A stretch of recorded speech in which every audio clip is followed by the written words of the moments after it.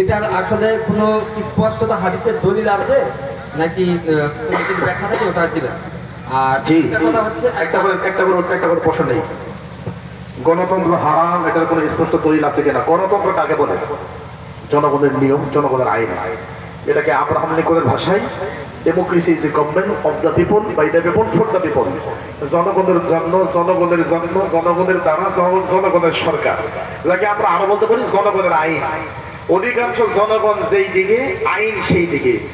বাতাস যেই দিকে, আমি সেই দিকে। জ্বর যেই দিকে, আমি সেই দিকে। বৃষ্টি যেই দিকে, ছাতা সেই দিকে। মানুষ যেই দিকে, নিয়ম কানুন সেই দিকে। কোরআন হাদিস নাই, কথা বলছেন? অথবা জনগণকে আইনের উৎস মনে করা হয়। অনেক দলিল বলেন। কোরআন কারীম 6 নম্বর পারা 15 নম্বর পৃষ্ঠা 15 নম্বর লাইন, 6 নম্বর পারা 15 নম্বর পৃষ্ঠা 15 নম্বর লাইন, 5 নম্বর সূরা সূরা আল-আনআম। আল্লাহ বলছেন, ومن أحسن من الله حكما لقوم يوقنون। আল্লাহর চাইতে অধিক উত্তম হুকুমদাতা কে আছে? সুবহানাল্লাহ।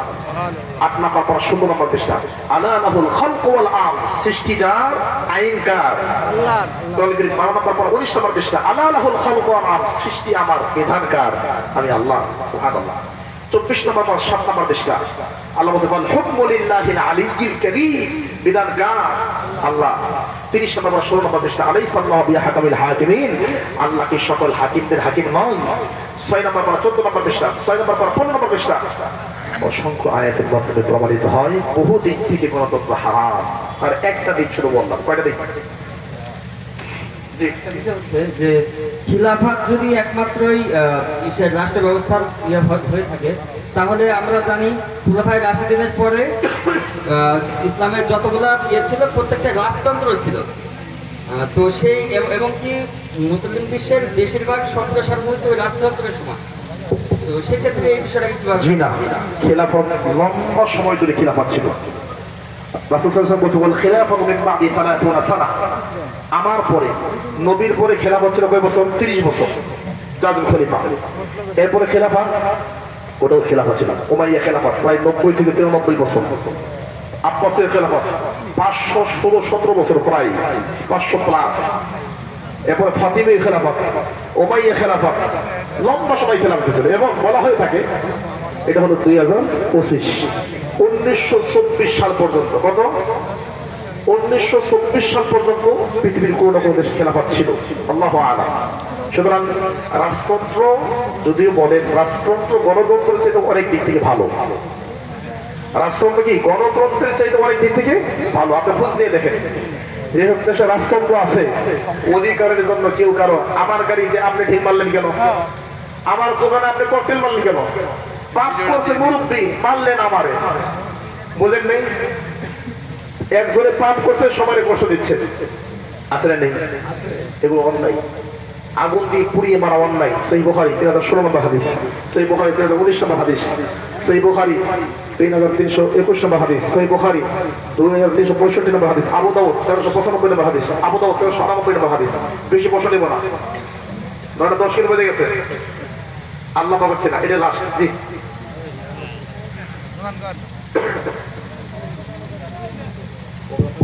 আসসালামু আলাইকুম সাহেব। আমরা জামাতে শুনতে পারি যে 25 গুণ সব আছে, কিন্তু এই মানুষের যে সময় দাঁড়ায় তখন অনেক ফাঁক ফাঁক করে দাঁড়ায়। এইখানে কি আমরা ওই 25 গুণ সব পাবো কিনা? নামাজে দুই মুসল্লির মাঝে ভাগ রাখার সহি হাদিস তো দূরের কথা, জয়ীফ হাদিস তো দূরের কথা, একটা জাল হাদিসও নাই। দুই ব্যক্তির মাঝে ফাঁকা রাখার কোনো জাল হাদিসও নাই। এটা আমাদের বাংলাদেশে চলছে। দলিল কি ভাই? সহিহ বুখারী তো সৌদি আরব থেকে প্রিন্ট হয়, কাতার, কুয়েত, লেবানন, জর্দান থেকে প্রিন্ট হয়। ওইগুলো বুখারীর দলিল দিব না, দিলে বলে আপনি আহলে হাদিস। এই জন্য আহলে হাদিস বুখারীর দলিল দিছে। যেই বুখারীটা দেওবন্দে প্রিন্ট হয়, দেওবন্দে পড়ানো হয়, বাংলাদেশে পড়ানো হয়, সেই বুখারী দেওবন্দের প্রিন্ট কোন ভলিউম, 1 নম্বর খণ্ড, 100 নম্বর পৃষ্ঠা, 21 নম্বর লাইন, 76 নম্বর অধ্যায়। সহিহ বুখারী দেওবন্দের ছাপা, 1 নম্বর খণ্ড, 100 নম্বর পৃষ্ঠা, 21 নম্বর লাইন, 76 নম্বর অধ্যায়, 716 নম্বর হাদিস। অধ্যায়টা কি? বাবু ইলতিনাফিল মানকিব বিল মানকিব ওয়াল কদম বিল কদম ফিস সুফি।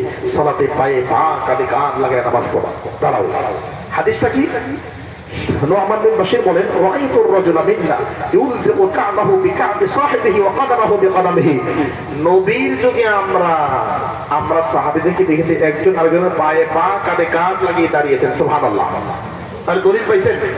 এবং তিরমিজি 955 হাদিস নাম্বার, মান সাদ্দা ফারজাতান ফি সাফি ফুরজাতান ফি সাফি মান সাদ্দা ফুরজাতান ফি সাফি, যারা সব কাতারের মধ্যে খালি জায়গা ফিল আপ করে দাঁড়ায়, খালি রাখে না, পায়ে পা কাঁধে কাঁধ মিলিয়ে দাঁড়ায়, বানাল্লাহু লাহু বাইতান ফিল জান্নাহ, আল্লাহ তার জন্য জান্নাতে বাড়ি বানিয়ে দিবেন, সুবহানাল্লাহ।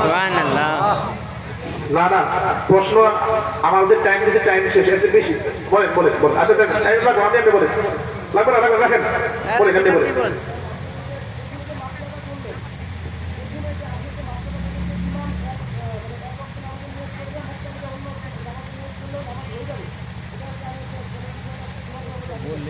খোলাসা আমরা বলেছি নিয়ত, ইন্নামাল আ'মাল বিন্নিয়াত, নিয়তের উপর সবকিছু। যেমন মুআয বিন জাবাল রাদিয়াল্লাহু আনহু, উনি নবীর সাথে ঈশার নামাজ পড়ে যেতেন। ঈশার নামাজ পড়ে তিনি যেতেন তার কওমের কাছে। আচ্ছা, যাওয়ার পরে তার কওমের লোকদেরকে নিয়ে আবার কি তিনি ইমামতি করতেন, এবং লম্বা কিরাত পড়তেন। কওমের লোকের নবীর কাছে বলছে, আল্লাহ নবী, আপনার সাহাবী তো লম্বা কিরাত, আমাদের কষ্ট হয়। তখন বলছে, আফাত্তান ইয়া মুআয, হে মুআয, তুমি কি ফিতনাকারী, মানে তুমি কি ফিতনা তৈরি করছো? তাহলে বোঝা যাচ্ছে যে নফল, মুআযের নফল আর কি মুসল্লিদের ফরজ। কেন? নিয়তের জন্য। সুতরাং এটা জায়েজ, শুদ্ধ। জি হাদিস হাদিস হাদিস জি জি জি হাদিস, বিশুদ্ধ হাদিস, সহিহ বুখারীতে পাবেন। হাদিস নাম্বার, এটা হাদিস নাম্বার কিতাবুস সালাহ পেয়ে যাবেন এটা ইনশাআল্লাহ। সুবহানাকাল্লাহু ওয়া বিহামদিকা আশহাদু আল্লা ইলাহা ইল্লা আনতা আস্তাগফিরুকা।